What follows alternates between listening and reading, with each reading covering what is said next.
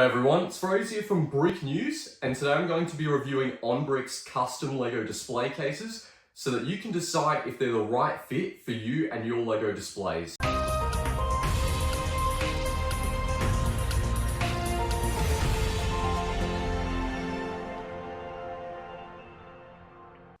Alright guys, this is my first ever OnBrick display case that I've purchased. So going into this, I'll give you all my first impressions, what I think overall, was it worth buying?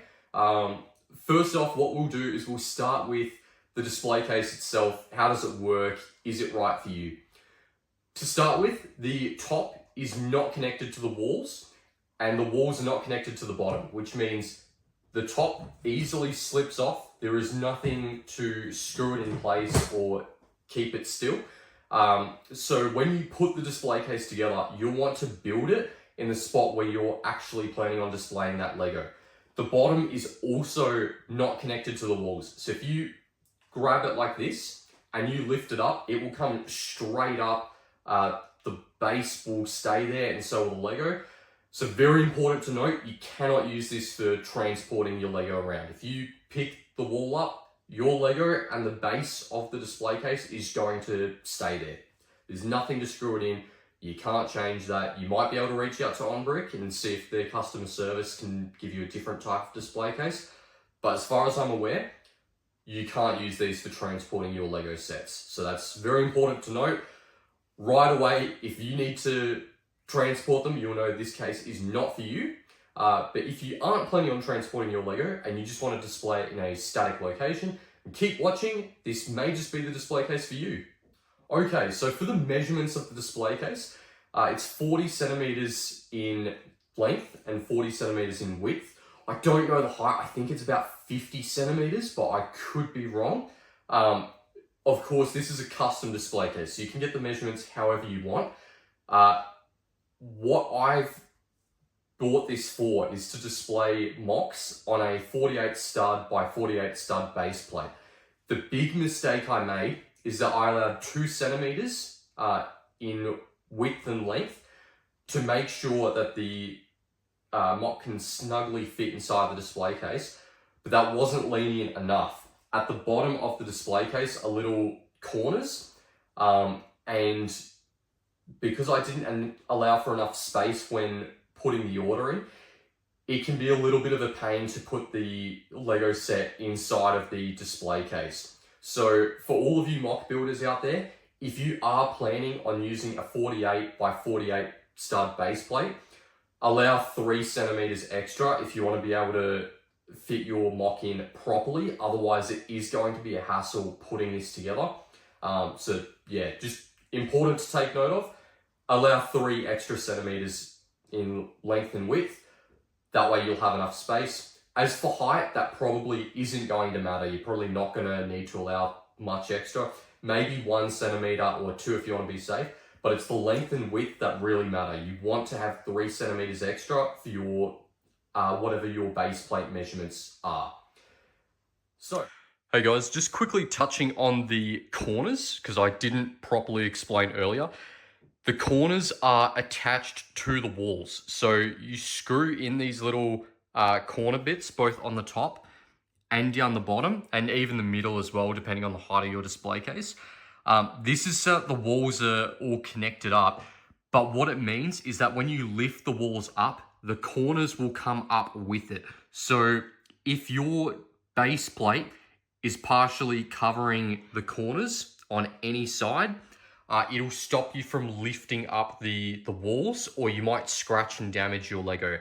That's why you want the extra leeway. It's so that when you lift up the walls and these corners come up, doesn't damage the LEGO or scratch it, or just straight up get blocked by the LEGO as well. So very important to note, definitely go with at least 3 centimeters extra in width and length on top of however long the base plate is.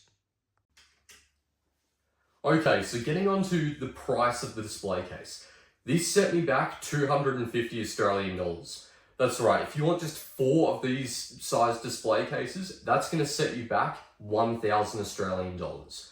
Now, I should note there is plenty of space inside of these. So if you've got a big mock that you want to display, like a bust, a statue, a tower, something like that, you've got plenty of space in here to work with.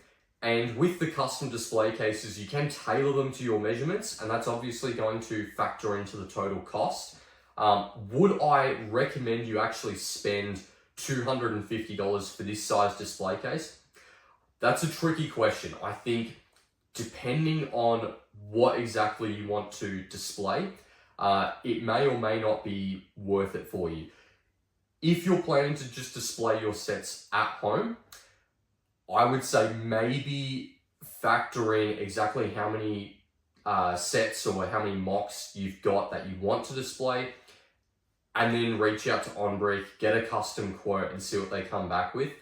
It may be a bit too pricey for you. You may be better off organizing for a custom acrylic display case, or even a glass display case from another company, or getting a glass bookshelf, something like that.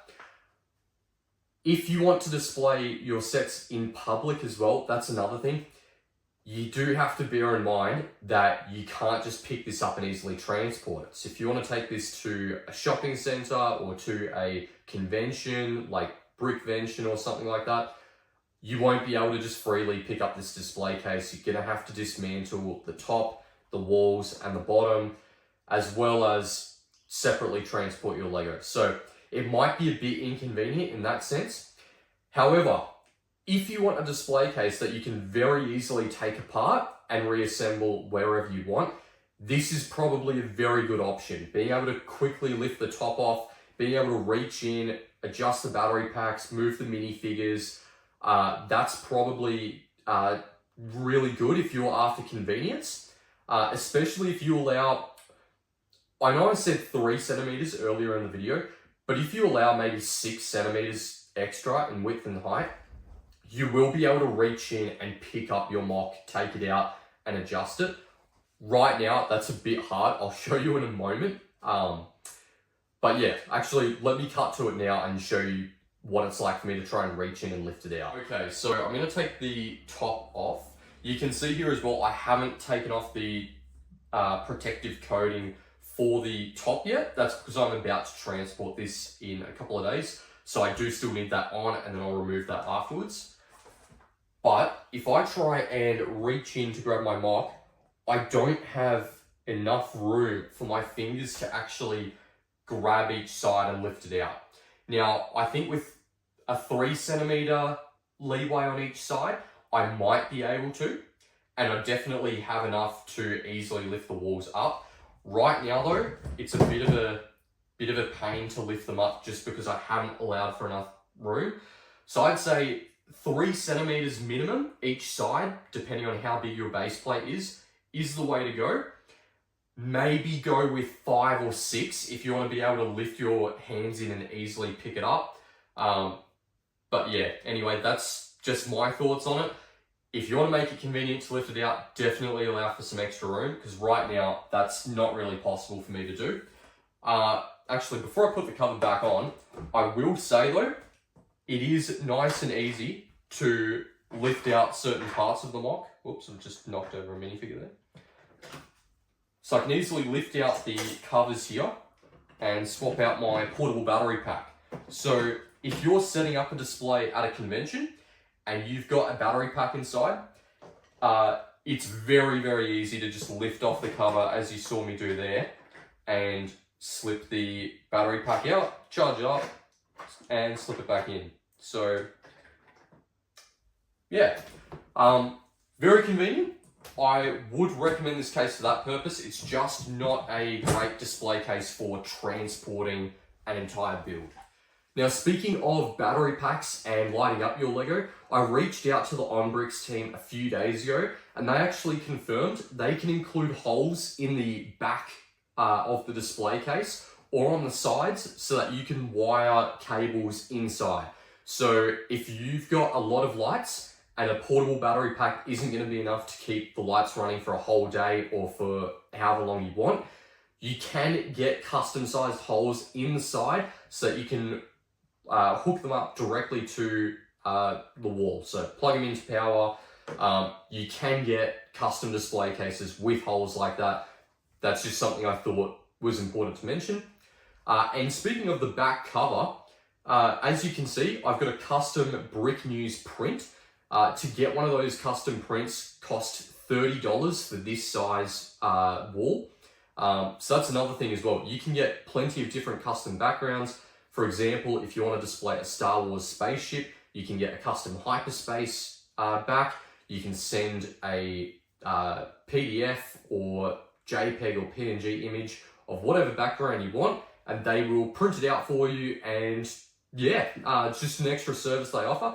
But yeah, for this one, it costs $30 extra to get that custom print. Overall, would I recommend this display case? As I might have alluded to earlier, yes, I would recommend the display case, but only if you are not using it for transport and you like the convenience of easily being able to lift off the top. You should note you can't secure that top panel at all. So it is possible that if you're displaying this in public, someone can just walk up, lift the cover off, and interfere with your mock. So if you're buying it for displays, as long as you're keeping an eye on it and you like the convenience of being able to lift off the top, lift off the walls, that kind of thing, yes, I would recommend this display case as long as you can afford that price tag. And again, just for this size, it is about 250 Australian dollars without a discount. So overall, I think it's a really good display case, really clean. It was fairly easy to put together as well. It did take me 40 minutes, but I did have to figure out how to put it together. So I will put out a video soon of how to assemble these display cases as well. But overall, I think it's worth it, but it is expensive and it may not fit your needs. So yeah, I hope this was helpful. If you've got any feedback for this review, drop a comment down below, and I can't wait to see you all in the next video. Take care, guys. Bye-bye.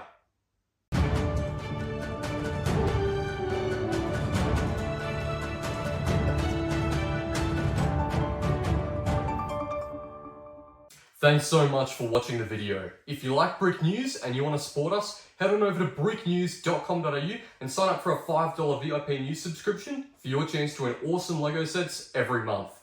Take care.